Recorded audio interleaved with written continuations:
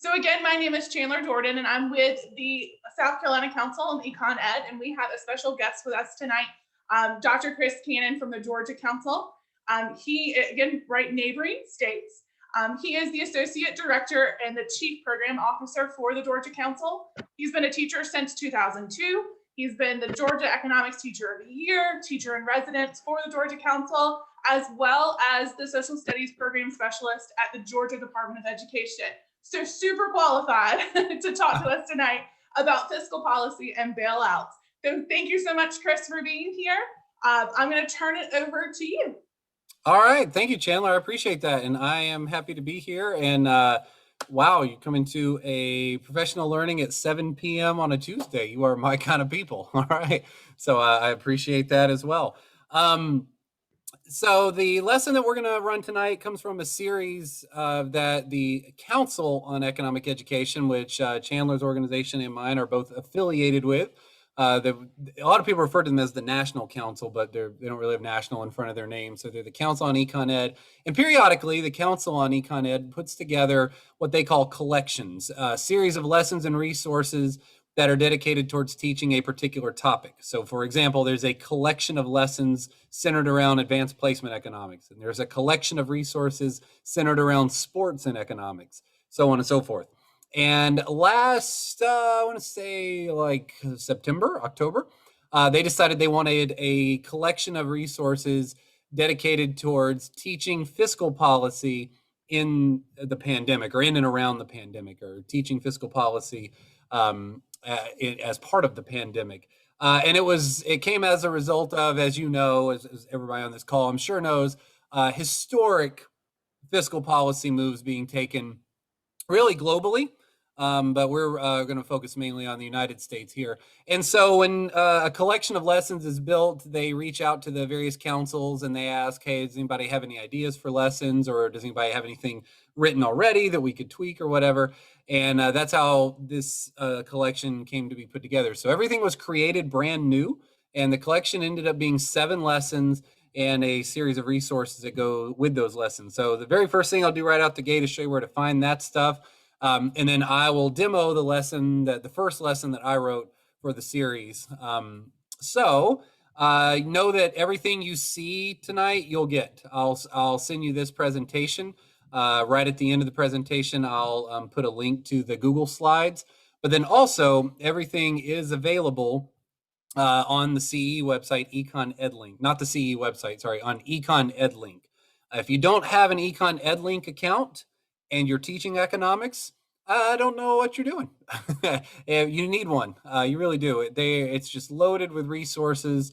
They update it pretty frequently. They have assessments. On and on. I'm not going to be a commercial for it, but you need an Econ EdLink account, in my opinion, if you're going to teach economics with any seriousness in the United States. If you're on the Econ EdLink page, and that's what you're seeing here, and these are static pictures. I'm not actually live on the site. I always have static pictures just in case there's something weird with the site or something. You're going to want to look under classroom resources. Remember, you're going to get these slides, so you don't have to remember, like, where did he say to go to find all this stuff? Just pull the slides up and I'll walk you right to them. But under classroom resources, you're going to go to collections by topic. Currently, the teaching fiscal policy in the COVID era is the top left link, but that can change, and it does change. So you'll see, for example, on my screenshot here, this was taken in February, and the middle one there was a Black History Month collection. That's still there, but it's no longer in the second position there. I believe something on women in economics is there now. So anyway, once you click into teaching fiscal policy in the COVID era, that will bring you to the lessons and resources that are involved with this collection. And the one I'm going to demo for you here is who gets bailed out and why. They're not really numbered, so you could teach the lessons in any order. This lesson, though, I strongly would recommend you would do after you've introduced the concept of fiscal policy. So I wouldn't put this as like number 1. It's like, oh, I'm teaching fiscal policy tomorrow for the first time. Maybe I should do this lesson. I wouldn't, because it's going to assume the students have a sort of a working knowledge of spending and how taxes and spending sort of work. And what we're trying to get to here is the why. The why. So they should know a little bit about the what coming in. Other lessons do have that component in them. So, of the 7 lessons, there is one about like fiscal policy more broadly and the types of fiscal policies that can happen and what was used in the pandemic. So, you might want to start with that one. I do want to give a special shout out. There's a lesson in here about why the pandemic affects people differently, and it's written by a gentleman from Florida named Brett Berkey. That is my either my favorite or my second favorite lesson of the whole collection. That one's really, really strong. It involves looking at not only some socioeconomic status and the way people are different, but also it involves some of the healthcare aspects and rural versus urban. And there's just a lot of really meaty stuff to sink in to there as well. Amanda Stiglbauer from South Carolina also wrote one of the lessons. It is escaping me at the moment which one she wrote. I can't remember off the top of my head, but one of those is hers too. So you want to check that one out as well. All right.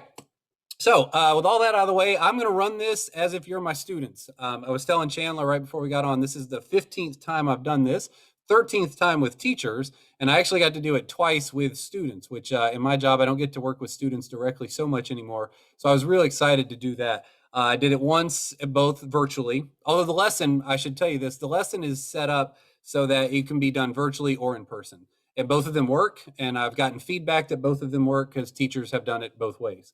I've only ever done it virtually. I can't wait to do it in person, but I'm going to have to wait for a little while. So I've done it with one set of students who were, I had like 8 students all on a Zoom, and I did one with 32 students, and it worked both times. In person, I'll point out a couple of places in the lesson where in person will be a little more fun because you'll be able to get some discussion going. It's going to be a little hard to get discussion going, but we're going to try and as best we can. So here we go. So you're my students. Welcome to class. I'm glad you're here. Thanks for actually showing up. We are going to start with the term bailout itself.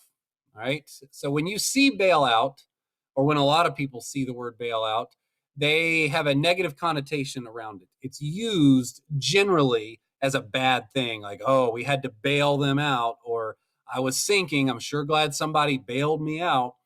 And that's fine. And that's usually an accurate use of the word.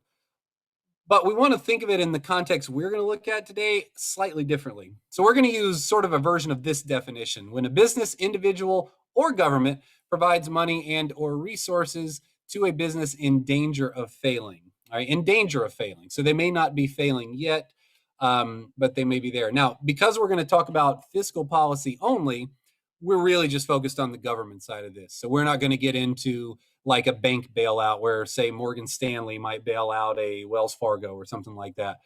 Those things happen. Other companies merge with other companies to prevent failures. Those kind of things happen. We're not going to get into all that. We're just strictly going to deal with government bailouts. A couple of terminology things here. You may hear, depending on which news source you prefer, sometimes the term government assistance is used, sometimes government loans, and sometimes the phrase capital injections is used in place of bailouts. All 3 of those terms all have their own separate definitions, but sometimes they sort of get convoluted and mixed up with bailouts. So we're pretty much just going to stick with the word bailout. But I want you, as a good student, as a good econ-minded person in the world, to understand that sometimes that's sugarcoating what it actually is. So when you hear, hey, the government provided a significant capital injection to Morgan Stanley that was going to fail, whatever, that's like a bailout.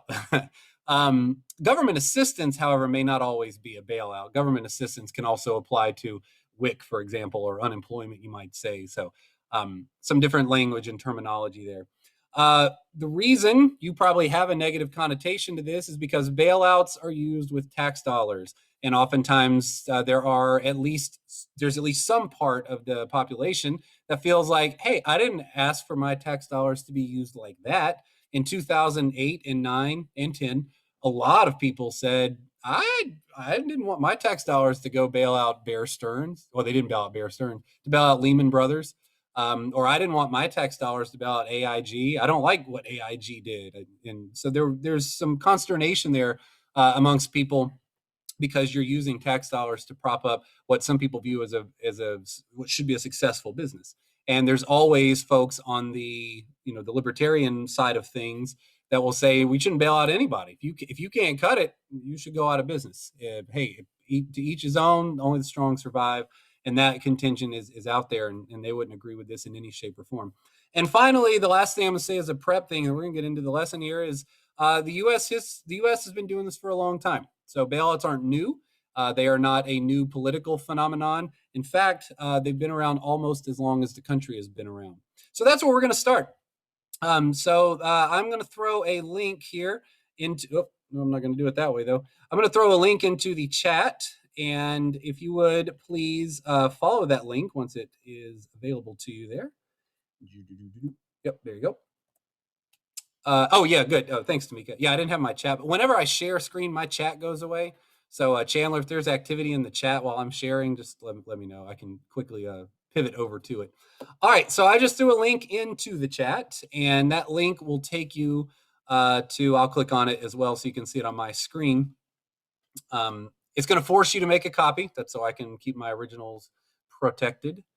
And what you should get is something like this, and I'm going to ask you to take like a minute and a half, like 90 seconds, and skim the document. The lesson suggests you give students like 3 to 4 minutes to read it. I'm going to go a little faster than that because I think you guys can read faster. So you have about 90 seconds here. Skim through. And what I'm asking you to look for is something that you didn't know, or something you found interesting or noteworthy, or something that made you go, aha. So, aha, interesting, or something you learned. All right, I'm going to ask for some people to share that. All right, your 90 seconds starts now.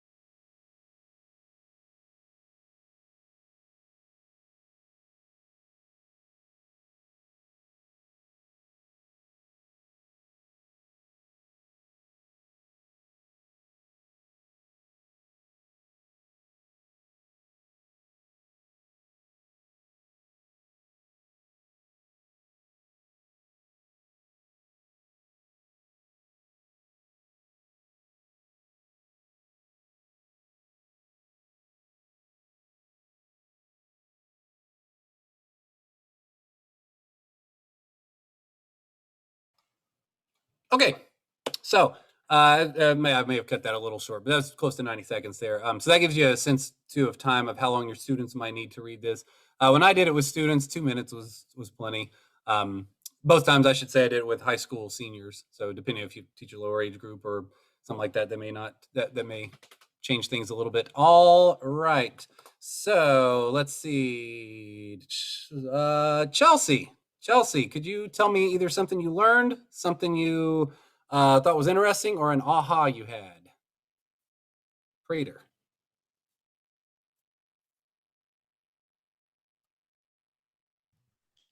Are you able to hear me? Yeah. Okay, my Chromebook is really old, so sometimes. Um, Something that I learned is actually definitely from the very first paragraph because I'm very familiar with a lot of financial stuff. But definitely that blowout started so long ago, which made like Alexander Hamilton in the early 1700s. I wasn't expecting it to be from that long ago, so Sure. that was interesting to me. All right, good, thanks. Yeah, and that's a really good one to throw out there, and that's of course the students were drawn to that as well. When I did this with students, they're like Hamilton, we know him, right? That's so yeah. This first paragraph just really setting the stage for how long this has been going on. Thanks, I appreciate you. Yeah, so she was referring to Hamilton, the fact that these bailouts have been going on for as long as they have. Cynthia put in the chat, I don't know my history very well, so it's interesting to find out about early bailouts. Okay. Oh, Canadian too, so there you go. Yeah, you probably wouldn't have learned this in school. Let me get one more. How about, and let's see, I'm just picking folks. How about Jeremy Lehman? Are you there, Jeremy? Yes, I'm here.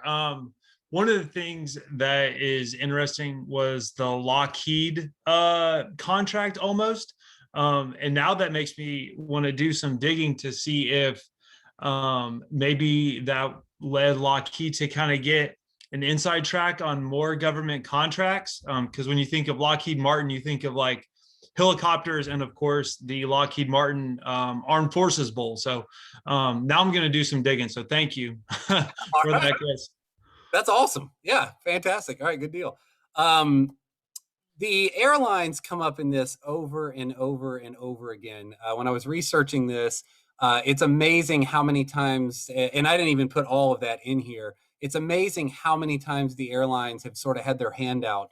And that came up as a discussion in a couple of these workshops I've done. And why is it always the airlines?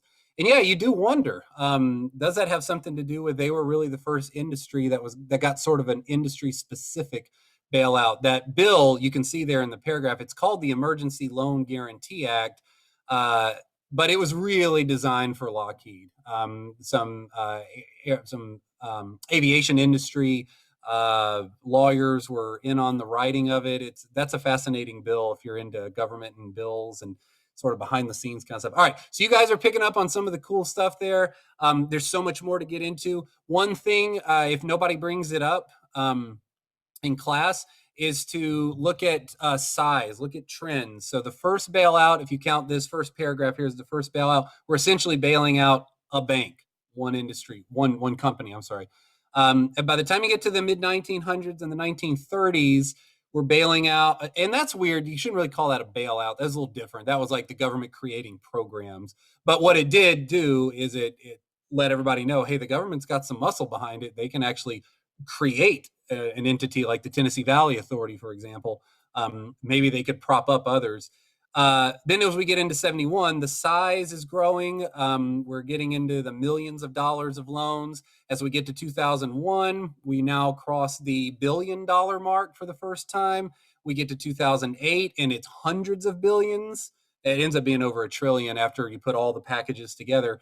And then we get to March 2020 and we are just with the first round of funding that came out in April, we were at 2.2 trillion. And now we just passed another 1.9. So I really should update this. That's unbelievable almost to think of the size and the scope of that. And you want students to pick up on that. So it's getting bigger and bigger and bigger. So what's the next bailout going to be? I don't know. I hope none of us live to see it. But are we going to be talking about like, is $100 trillion bailout in this country's future? I mean, that sounds ludicrous. It sounds like we shouldn't even be able to talk about numbers that big, but I don't know. In Alexander Hamilton's time, he would have said, you'll never get to $1 billion bailout. Well, he probably wouldn't have. He probably would have seen that coming. So then you get that last paragraph, should the government be doing this at all? If they're going to do it, should they be picking companies like they do, or should they just do more generic kinds of things? So I always want the students to live this stuff as much as they can. And since they can't actually go and vote on these bills and actually decide companies to bail out, we're going to have to do it through a simulation. So you've all been promoted or demoted, depending on how you view this, to members of U.S. Congress. All right. I would consider that a demotion from teaching, but you might consider it a promotion. You're going to probably get maybe a little more pay and better benefits. So in that sense, it's a promotion. But you're a member of U.S. Congress, so I don't know. And here's your setup. You're a member of U.S. Congress, and you're about to vote in about, let's say like 25 minutes here. You're going to vote on a bill that can provide government money to specific industries, okay? And it's in this era. It's like today. It's like COVID era, because remember the whole collection is called Teaching Fiscal Policy in COVID Era. So we're not doing some philosophical, well, what year is this? It's 2021, and it's where we are right now. The bill has been written so that certain industries have been selected to receive funds. But as you know, as econ teachers, we don't have enough to give them all. So we have to make choices, and we can only choose 3. We can only choose 3 industries to receive the money. Now, a few rules here. Rule number 1, you can't add industries to it. The bill's written. It's gone through the House, the Senate, it's gone through conference committee. It's ready for vote. So you can't come in at the last minute and go, but what about the restaurant industry? Doesn't matter. They're not in. Number 2, the amount of money doesn't matter. Don't worry about it. The kids got hung up on this. The students, the young adults that I was doing this with, they got hung up on it. How much money is it? It doesn't matter. It's a significant amount of money that will have an impact on these industries. Okay. And finally, this is more for the students than for you. Don't vote willy-nilly, because I'm going to need you to give me some reasons. All right. So don't just pick 3 like the first 3. I'm going to need some defense, and your reasons may influence other people's later votes. All right. That's important. So don't just vote however just what you feel like, unless I tell you to do that. Have some reasons behind it. So the candidates are as follows: the agriculture industry, that includes farming and subsidiary industries too. So you might find some farming equipment producers and stuff like that in there, but we're largely talking farmers there. Airlines, I think you know what those are. We're not talking about airports, not airports, we're talking about airlines. So Delta, American, so on and so forth, right? So that's your pilots, your mechanics, your jet fuel inspectors, all those kind of people, right? Your flight attendants. Automotive in this case refers to manufacturing, automotive manufacturing. And really you can sort of think of the manufacturing sector in general if you want, okay? Construction is what it sounds like. It's construction. Healthcare is what it sounds like. Retail is strictly meant to be physical locations that are, where goods and services are transacted. So online is a part of that, but I'm really more thinking of like a Walmart or a mom and pop store or a jewelry store or a gas station or those kinds of things. Okay. So when you think retail, try to think brick and mortar. Entertainment, performing arts would include everything from nonprofits that provide services in that sector to Hollywood.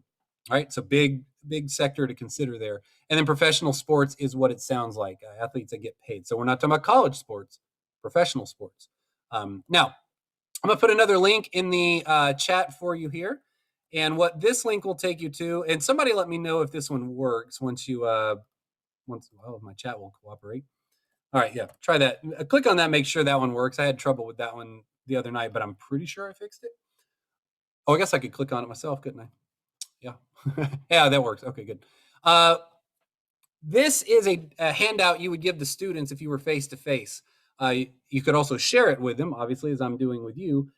The real point of it is to let them record their votes, okay? Let them record the industries that they're voting for. And that is because we're going to do this in 3 rounds, and you may forget after the first round who you voted for. So if you think that's you, you're like, oh yeah, that's me, I'd forget, then write it down or type it into this document. I'm probably not going to refer to it much because we're going to do a virtual version of it.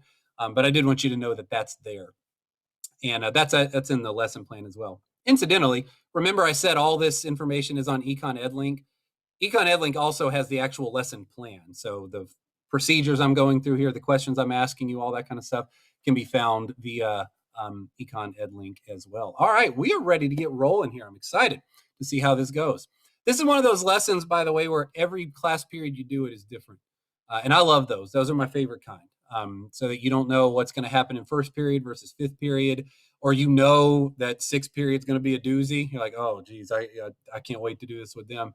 And every time I've done this, it's come out a little different, which is cool. It's worked every time, incidentally, so that's good to know. But it is a little different there. Dylan, is it Dylan? Am I pronouncing that correctly? I see a hand raised. Oh, maybe like he's identifying himself like that. That's me. I gotcha. All right, cool. All right. If you would please, on a separate window or on your phone, I'm using my phone for this. I would like for you to head to Socrative.com or Socrative.com, depending on which way you prefer to say it. I've never gotten a good confirmation on what is the quote correct way.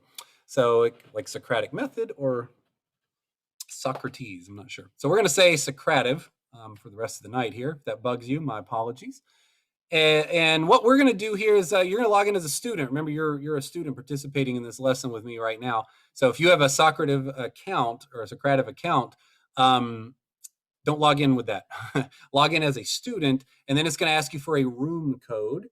And when you get that room code, you're going to put in my name, and it's going to make you do it in all caps, so you don't have to worry about that. So I'll make that bigger for everybody to see.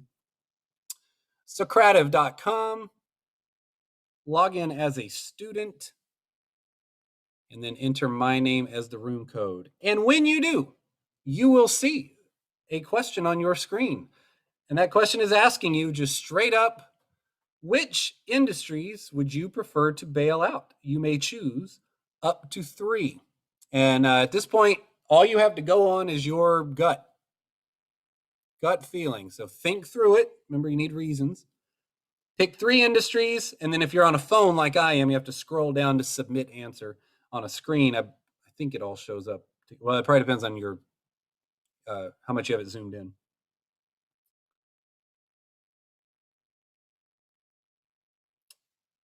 And when you click submit answer, it's going to tell you you've completed the current activity and you're waiting for the next activity, and that's where you want to be.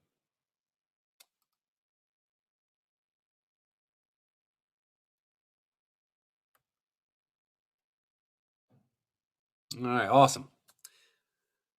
So on my screen now, if you voted and you're done, if you're still logging in, that's fine. And if you don't want to log in, that's also fine. But on my screen, if you'll come back to that as soon as you're ready and able to, I'm going to reveal the results here, and we're going to talk a little bit about the first round. So let's recap. We can bail out 3 industries. We don't have enough money to bail out all of them. I said you could bail out up to 3, so you don't have to pick 3. You could pick 2 if you wanted and leave the third one blank. You could pick none. And that would be that would be like an abstention, right? In real life Congress, if you abstained, you're basically saying I'm not voting for any of these. So I'm going to click show results here, and let's find out how we have done. Now, the way I've got my Socrative set up is I've selected all of these as a quote correct answer. So they're all going to show up green. Just as a heads up, just a visual thing there. Okay, let's talk. If this was it, if this was the vote and we weren't going to do anything else, it was like time to go home. Agriculture would get some money from our government here. Healthcare would get some money from our South Carolina government here, and retail would get some money. All right. So somebody who voted for agriculture, which was almost everybody, and the way I know it's almost everybody is I can tell. So there's 23 of you that answered. Most of you probably picked 3 answers, so that's 60 something answers. Of those 60 something answers, 30% or about 20 of them are for agriculture. So somebody who voted for agriculture, unmute yourself and tell us why. Don't be shy. Okay, I'm Denise. I voted for agriculture because I think about the industry of food, and food is something that everyone needs. So I thought about, if we don't bail out agriculture, then how the farmers are going to survive in providing the food that we need to survive. Boom. All right, I like it. Makes perfect sense to me. Anybody have a different reason for picking agriculture? Awesome. All right, somebody who picked healthcare, somebody other than Denise. Denise, thanks for volunteering there. I appreciate that. I chose healthcare because I was thinking along the lines that we all need to go to the doctor, some type of doctor or specialist or physician. And I need them to be available when I need them, as well as the folks that work in their office, so that they can process the insurance. And, I can have the nurse to take my blood pressure and, prep me before the doctor, or possibly if it's a surgery. And I just need all those individuals who work within that field to be able to receive a salary or whatever it is that they need to continue to go, so that we, or myself, can continue to receive the services that I need in order to be healthy. Boom. All right. That also makes perfect sense to me. That sounds reasonable. And another one that often comes up, obviously, is, hey, we're in a pandemic. The healthcare field might need a little bit of help. And retail, can somebody who picked retail, why that? That was a popular one as well.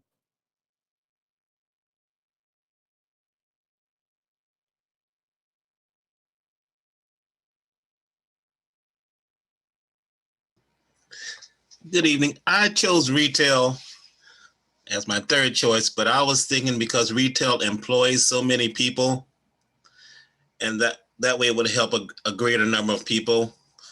And as we would get more money into the economy, we would need to buy things from somewhere. So that's why I chose retail. Nice. Thank you. All right. Hey, Chandler, make a note. Give Gerald, Joyce, and Denise a gold star. Thank you. I appreciate that. All right. Yes. Okay. So other things that have come up when I've done this with students every single time, every time. So this is 15 times. That was the 15th time I've done this. Every single time agriculture is the number one vote getter. Hasn't wavered off of that at all. So agriculture matters. Healthcare is pretty much always the second one. Retail's popular. Airlines are popular depending on the cut of student you have. Every once in a while, construction has edged its way in there, especially with teachers. Some teachers have put construction in there. So it's not always a clear top three like you've got here, but I will tell you that every time I've done this now 15 times, agriculture and healthcare, usually your top two. That third one can be a tie though, but like I said, sort of depending on the whims of the students. All right. Now, the lesson is called Who Gets Bailed Out and Why? Well, a couple of things here we should break down in the title of the lesson. The first is we're using the word bailout here because we're assuming we're giving government money to industries that are struggling. Everybody pretty much is struggling in the pandemic. Everybody, I mean, maybe not Zoom, obviously, but industry-wise, everybody's taken some kind of hit. So it's not necessarily the case that these industries would fail, but some of them have really taken very serious setbacks. Some were forced upon them, like in the entertainment industry, when music venues are just told, hey, you can't do that. Professional sports are told, hey, you can't do your job, essentially. And then others, just as the nature of the pandemic, you stop traveling, airlines get hurt, retail is going to get hurt, things like that. But the why part is really what we're after here. Why? Why do certain industries get bailed out? And it has to do with the way government operates. So government, and you're a member of Congress now. Members of Congress vote for lots of different reasons. You've just learned one of them. What did you just vote on? What did you use to make your vote just then? I'll answer it for you. Your personal preference, right? It was personal desires, your beliefs, your opinions, your own knowledge. It was all you. But it turns out that members of Congress don't vote that way all the time. Maybe for better or for worse. But they use other things. Oh, by the way, if you're ever in a situation like I was the third or fourth time I did this, Socrative just wasn't working. Like teachers were clicking on it and nothing was happening. So I have these sort of built-in catch-alls here, so I could do tally marks if I needed to. I would have everybody just put in the chat what you voted for, and we'd do it that way. That's why those are there. Also, some of you I know have like smart boards and stuff like that, so you could just tally it in there. The original draft of the lesson itself suggests you put the room into 6 groups. You'll see why 6 is important in a second. And then each group sort of votes. So you really only have 6 votes. You're not voting as an individual. Okay. So members of Congress also, it turns out they use data. I know it doesn't always seem like that, but they do. They collect a lot of data, or a lot of data is given to them, I should say. So I'm going to do that for you. In particular, I'm going to give you 3 data points. Number 1, I'm about to tell you the number of employees in each of these industries as of March 2020. And then I'm going to show you the economic impact, which is a number that is generated by looking at the sales of the companies inside of these industries, but also their secondary and tertiary suppliers. So for example, when you see on the screen there, when you have a sporting event, yes, the sporting teams make money, of course, but so does the venue, and so do the people who are providing the concessions and the parking and the people selling the t-shirts and all that kind of stuff. They also make money. So when a team plays a game in an area, it has more of an impact than just on the players themselves. And then finally, something you may not be familiar with, the Economic Policy Institute Employment Multiplier. That's a mouthful. The Economic Policy Institute is a think tank, a nonprofit organization that tries to figure out economic data in real life. It's so that it can inform policy. All right, so they want to use real life numbers to inform policy rather than theoretical numbers. Interestingly enough, they use that information to create a lot of theoretical numbers.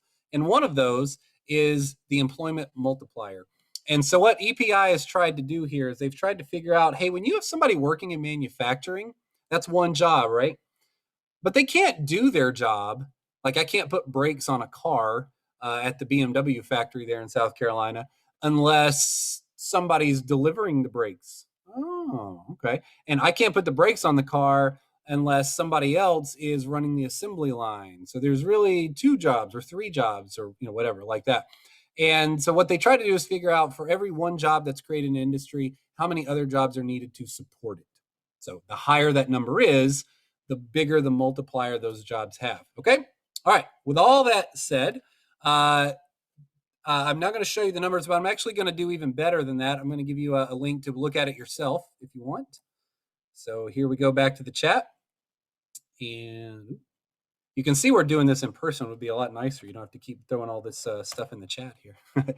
So if you click that link, it's just going to take you to a very boring Google slide that just has that one slide on it. It's called round 2 data. All right. If you prefer to look at my screen, I will display it here for a few minutes. And then when you are ready, you'll go back to your Socrative and vote after the data, who would you like to bail out? So we'll give you, let's say 90 seconds. No, I'll give you 2 minutes. 2 minutes to read the data and vote on Socrative.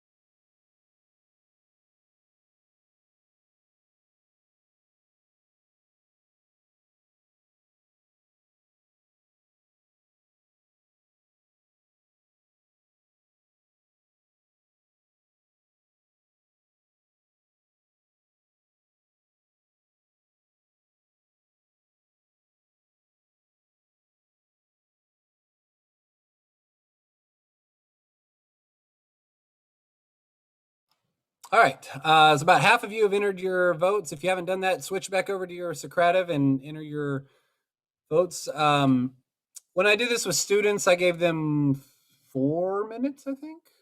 It's 3 or 4.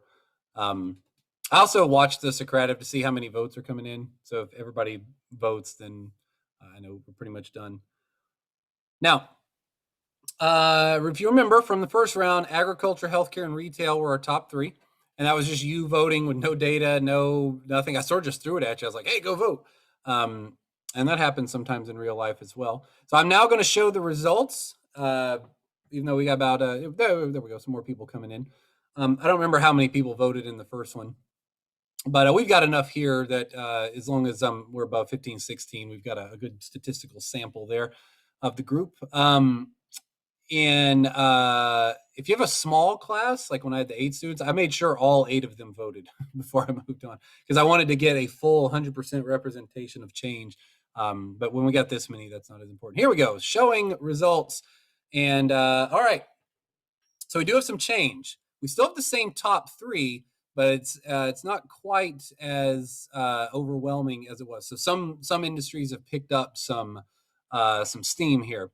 Let's look at what's happening. Let's go back and look at the first round real quick. So first round, agriculture had 31% of the votes. Healthcare was 28, retail was 16. Right, so we were 31, 28, and 16. Pro sports had 1, coming in at the lowest. Entertainment and performing arts coming in the second lowest with 4. In the second round, we have the same leaders here, but entertainment has picked up a little bit, and pro sports picked up a vote there, maybe a vote or two in that round. So not any significant change for you guys, which means maybe your first round was really influenced by data and you just sort of didn't know it. Can somebody who did change their vote from round 1 to round 2, because the numbers aren't quite the same, so somebody changed, somebody voted for something different. Somebody who changed your vote from round 1 to round 2, unmute yourself and tell us why and what made you change. I changed my vote from, originally I had agriculture, I had healthcare, and I had airlines. Just because I've seen how much the airlines have struggled through the past, not just recently, but before. And they always seem to bounce back.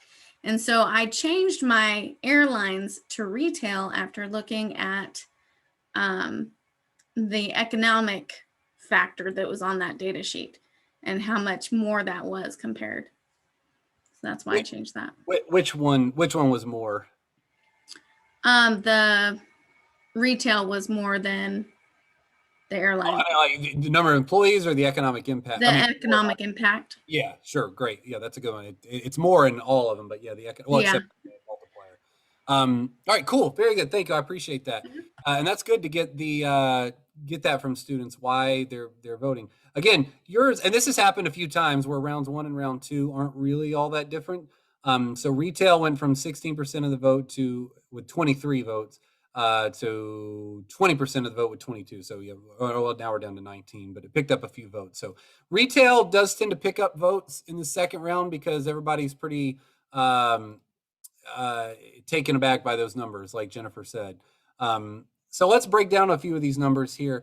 And if there's any that are particular surprising or anything like that, in the lesson itself, it tells you where these numbers come from. So everything's sourced and cited in the lesson. If you're like, I don't buy that number, go look at where we got it, and then you can go look for a different one if you want. The employment multiplier numbers, that's an EPI thing. So those, not everybody agrees with those in the first place. But I was trying to get something consistent to use. The other thing too is there's a caveat that automobiles is a little broadly categorized here to a broader a broader manufacturing category. The students have been surprised at how few people are in the pro sports industry.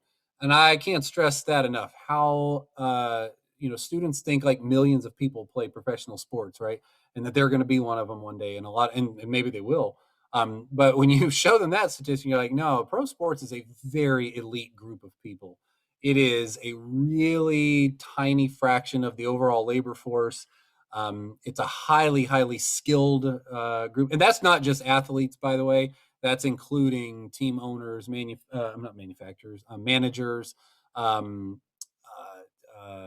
trainers, promoters, things like all that involved in that. And it's still just 432,000. The pro sports industries that are included there are listed in the lesson. Off the top of my head, they are NFL, NBA, NHL, WNBA, NASCAR, baseball. I don't know if I said that. I feel like there's 7. Missing one, maybe somewhere in there. But look at the multiplier effect. So to have, LeBron James play his game, a lot of other people have to be doing something to make that happen. So creating a basketball player position actually has a fairly significant multiplier effect. The airlines are an interesting one because size-wise, they're relatively small in terms of number of employees. They're the second smallest on the list. But economic impact-wise, they are the third largest behind healthcare and retail. And that's a pretty shocking number. And that helps to explain that. Why is it always the airlines? Because they have a massive multiplier effect.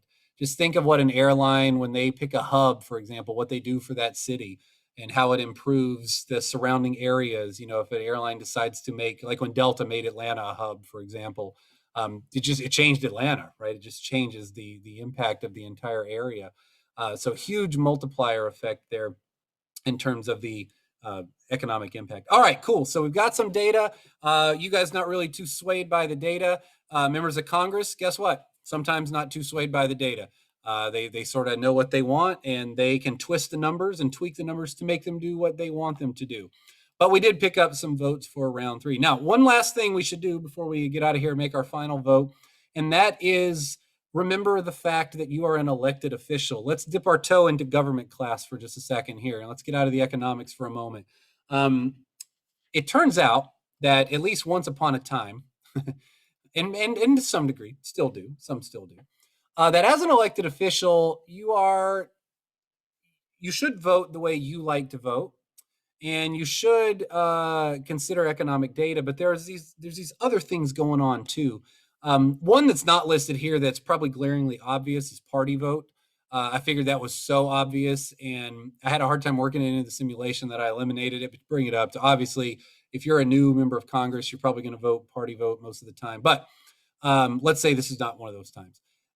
So your constituents might matter to you, right? The people who elected you. Who do they work for? What industries are they in? What kind of district do you represent? Lobbyists are going to have a play in this. They're going to have a role in this. You're going to want to seek out some experts, particularly if you're tasked with writing this bill. What lobbyists are going to have their say? And finally, promises that you've made on the campaign trail. Once upon a time that mattered. It doesn't seem to matter as much anymore, but it might matter to you as an individual. Now, you don't know what promises you made here, but in real life, that would be a real thing. So how in the world are we going to simulate this? Well, here's how. This is the fun part. Well, to me, it's all fun, but one of the most fun parts. You are about to become a specific member of Congress. Oh, that's not what I wanted to do. Is that the right one? Yeah, this is it. All right, in the chat, you're going to click the link that I just put in there, and it is going to take you to the final activity. It's called Activity 2, just because in the written lesson, that's how it goes. But it's technically the third round vote. And here's what we're going to do. If your birthday, listen carefully, please. If your birthday is in January or February, you are District A. You represent District A. If your birthday is in March or April, you are B.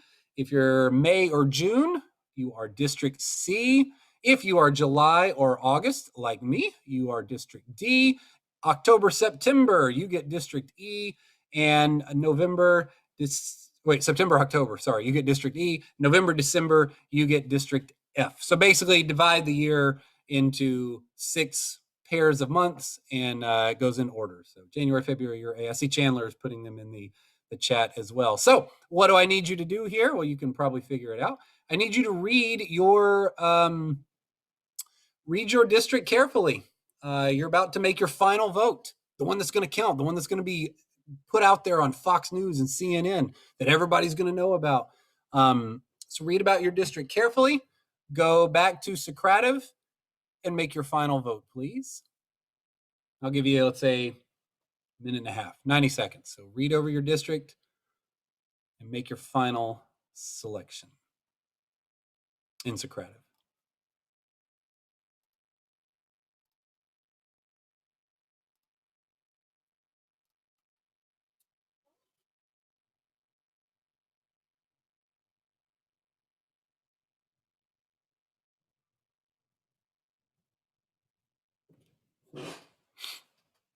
Oh, we're coming in fast on this one. 7 of you already in.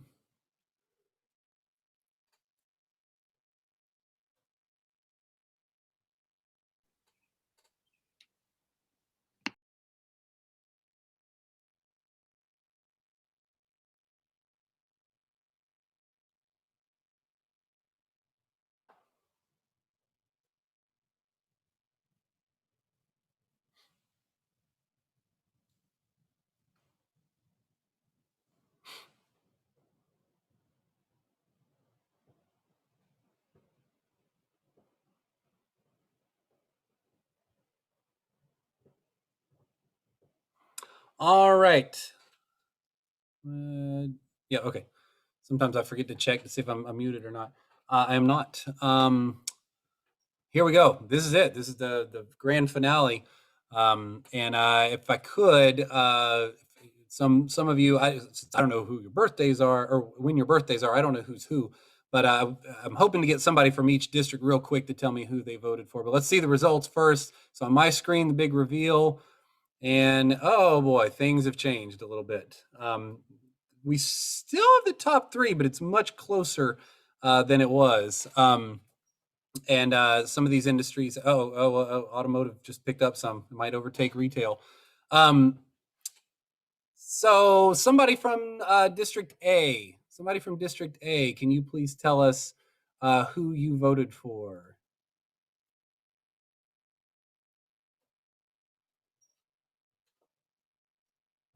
Well, maybe we didn't have anybody from District A. That's possible too. That's a risk of doing it the way I did it. Nobody?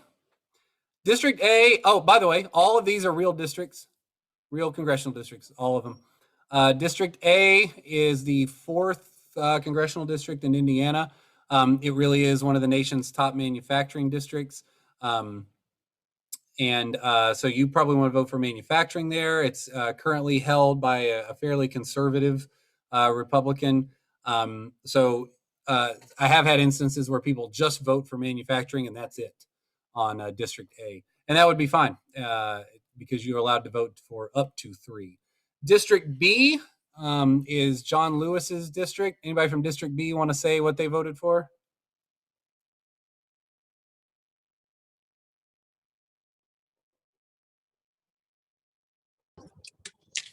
I'll speak. This is Erin. Thanks, Erin. I voted for entertainment because of the film industry pull, and then I had made some promises about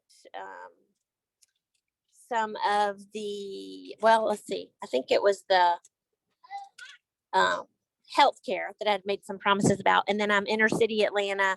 And so I've got the Delta hub. So I did airline. So I did switch from my original. Nice. Okay, good. I'm glad you said that. That's another thing I should have been asking is whether or not you switched from your original and whether or not this had any say. All right, great. Thanks. So District B is John Lewis's former district. Well, it's still his, you know what I'm saying there. Anyway, it's a district John Lewis had before he passed. And that whole thing about the film industry was a legit thing that happened in the first bailout. In the first bill that was passed back in April of 2020, there were some Georgia members of Congress who wanted to push for that because the film industry got hit really, really hard and all their filming in Georgia got shut down. And so they were seeking some ability to access those PPP funds, the paycheck protection funds and stuff like that. And they were basically told they needed to back off that people would see that as like big handouts to Hollywood, even though it really wasn't. It was going to be designed for, like below the line workers and stuff like that. So anyway, I'll move through the rest of these quickly because I see we're at 7:54 and I know Chandler wants to get a survey in here. District C belongs to, I cannot remember her name. She's one of the squad people, not AOC, but anyway, the one from Massachusetts. I can see her like in my head, but I can't remember her name. Anyway, that's hers. District D is a very conservative farming district. If you're District D and you don't pick agriculture, you're not going to get reelected. So we should consider that. District E is Alexandria Ocasio-Cortez's district. That's an odd one because she's not really a fan of bailouts, as you know. If you pay any attention to her at all, she makes that pretty clear. But then she is a fan of sort of like helping people. So anyway, and then District F is Kevin McCarthy's district. So they're all real districts. It might be kind of fun if you also teach government to have the students try to figure out whose district that is. So what happened from round 1 to round 3? When we voted and we had no other information, we were going agriculture, healthcare, retail as our top 3, with everything else getting very minimal votes. Like there was really no voice in the room for pro sports, practically no voice in the room for entertainment or automotive. As we added some information to the mix, automotive took a much stronger hold. They became 11% of the vote. Not quite enough to take over and become one of the ones we're going to give money to, but a little more important, and that's what data will do, right? Data will change the way we vote.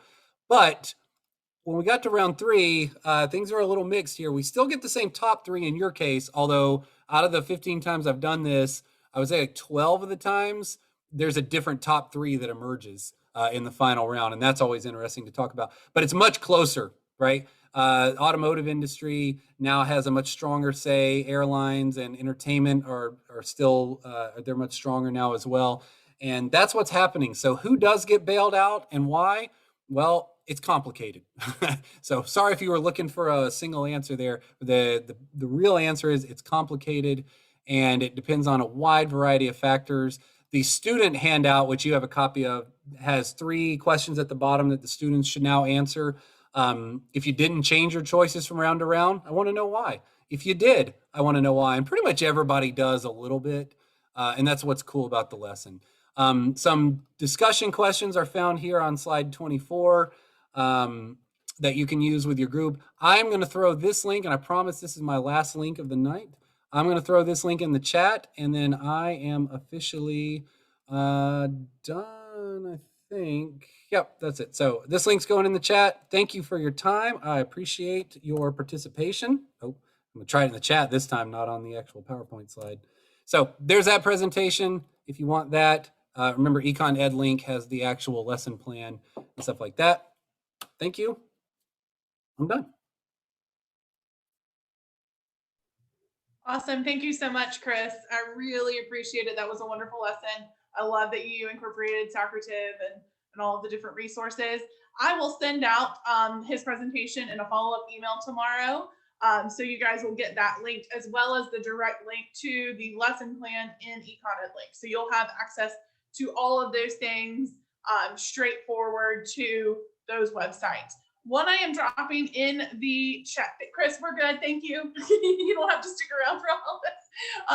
But All thank right, you. Yeah, awesome. I am going to stick in the SurveyMonkey link. This has to do with our grant to offer this type of programming to you all. There has been some issues where if you have filled out this link previously, it may not take your response, but go ahead and just try for me. If for some reason it doesn't work, that is okay. But if you'll take a few seconds to try to fill out the SurveyMonkey link, this is not the link that's going to give you access for being here tonight or credit for being here tonight in order to gain that incentive. This is purely for the grant so that we have money to give you the incentive.